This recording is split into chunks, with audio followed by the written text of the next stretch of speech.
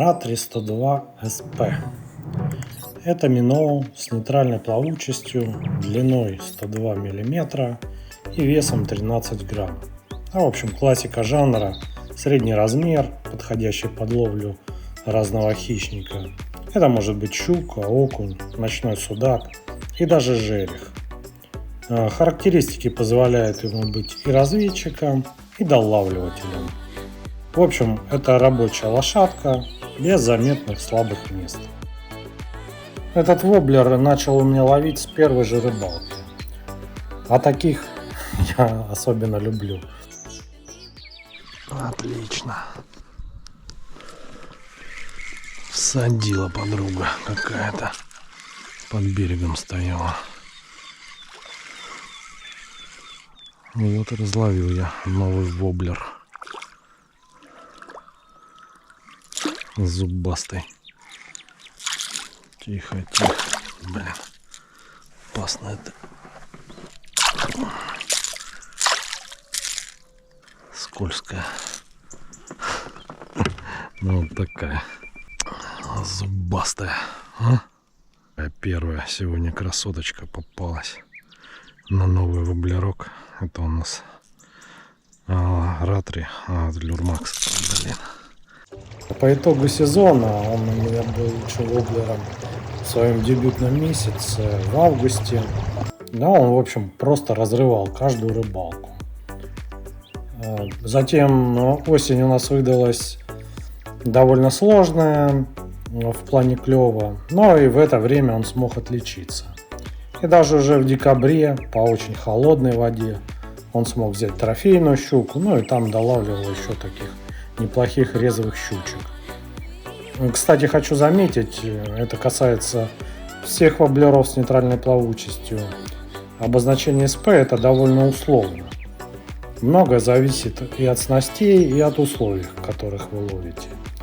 Если летом с определенным поводком этот воблер у меня был суспендер, то уже по холодной воде он превратился в медленно тонущего. Блин. Да, добрала. Обалдеть. Чувствую такой легкий ударчик. Ух, какая. Ё-моё. Сперва легкий. Да что ж такие резвые вы тут. Легкий удар, а потом бам.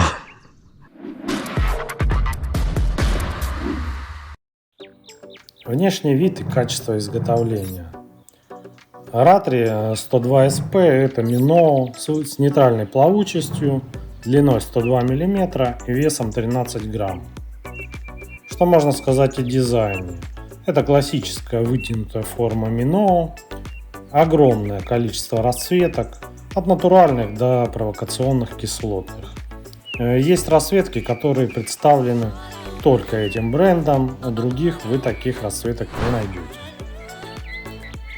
По поводу качества. Лакокрасочное покрытие Люрмакс для своей ценовой категории вполне достойное, часто переживает много поклевок. В фурнитуре тоже вопросов нет.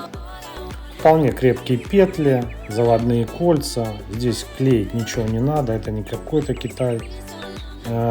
Крючки заявлены японские. Ну и хотя это не овнер, конечно, но они точно лучше многих, которые мне приходилось сталкиваться. Игра и проводки. Анимация – это душа Ратри.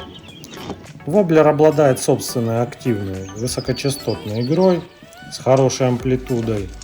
Но при этом он не заваливается на бок, даже на резкой рывковой проводке, а на паузах присутствует неплохой роллинг. Равномерная проводка работает, но это не его сильная сторона. Игра, конечно, есть, но раскрывается не полностью. Немного интересней проводка Stop and Go.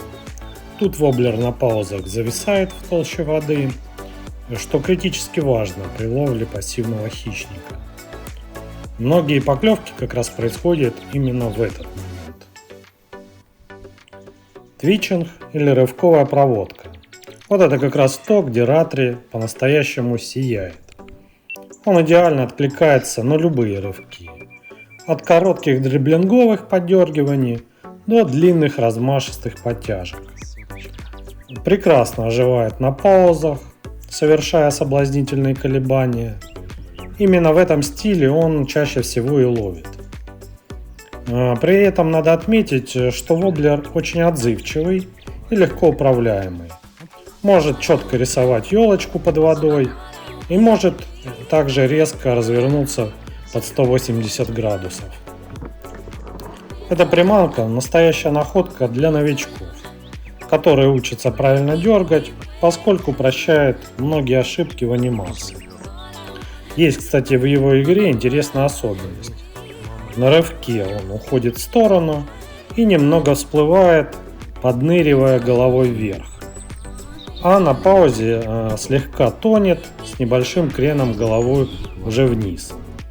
Такие амплитуды позволяют чертить под водой вполне оригинальные узоры.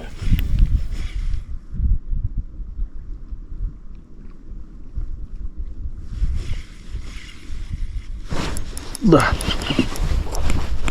Садила. Так, отработал ратри. Красавчик. Пока не понимаю, какого размера. Ух, там, по-моему, неплохая щука. Да, хорошая. Хорошая подруга.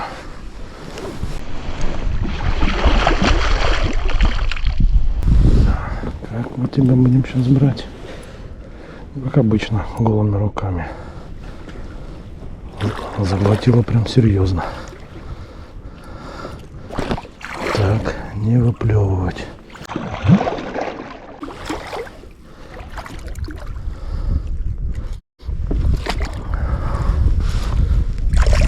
Ползи сюда.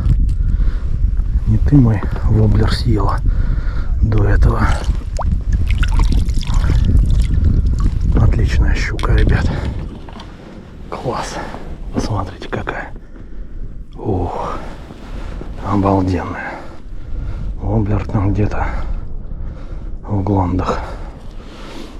Хорошо заглотила. Отличная щука, ребята. Взяла на ратри от Люрмакс. И воблер классный, и щука классная. И я счастлив. Вообще. Все хорошо. Вот это она заглотила. На кого и как ловить? Щука – это, пожалуй, основной объект. Лучше всего работает по активной и среднеактивной щуке. На мелководье это где-то 1-2 метра. И вдоль береговой бровки. Идеален для обхода травы, коряжек. В период жора может творить просто чудеса. Но также может расшевелить и пассивную хищницу. Окунь. Крупный горбач – большой поклонник этой приманки, особенно в кислотных расцветках. Проводка такая более частый короткий твичинг. Судак. Работает и по клыкастому, на неглубоких бровках, свалах. Важны паузы в проводках у самого дна. Обалдеть. Это просто зверь. Вы видели, ребята, на ратре такой окунь. Вот это арбуз аж желтый. Здесь, ребят, две коряги. Короче, два дерева. Они, видимо, откуда-то приплыли и застряли, потому что здесь начинается мель. Вот я стою на таком пупке. Тут бровочка передо мной, и там тоже. Вот. И он как раз тут, хищная рыба, ходит. Где поглубже, где помельче. Ну, в общем, вдоль бровки, туда-сюда. И охотится. Сильные стороны. Ну, во-первых, это цена. Стоимость воблера находится, пожалуй, в таком среднем ценовом диапазоне, что позволяет иметь в коробке приманку в разных расцветках, без удара по бюджету, да и без страха потерять ценный воблер. Универсальная предсказуемая игра, прощает ошибки в проводке, работает из коробки и может анимироваться практически всеми доступными способами. Приличный выбор расцветок, можно подобрать под любые условия. Кроме этого, пожалуй, я бы его отнес к идеальному учебному воблеру. Для новичка, осваивающего твитчинг, лучшего варианта за эти деньги, да, пожалуй, не знаю. Слабые стороны. Да, в общем, нет у него слабых сторон за эту цену. Надо понимать лишь, что воблер не для больших глубин, рабочий горизонт у него где-то 1,5-2 метра. Для больших глубин нужны просто другие воблеры, а этот нужно использовать в конкретных условиях, под которые он разрабатывался. Вот и все. Сработала проводка на ускорении. Просто начал выматывать, уже просто замахался вести, начал, ускорился, и она как бам, догнала и всадила. Вот террас, ускорение работает. Надо поприменять, значит, такую проводку еще. Так, зацепилась за один крючок. Блин, тормози.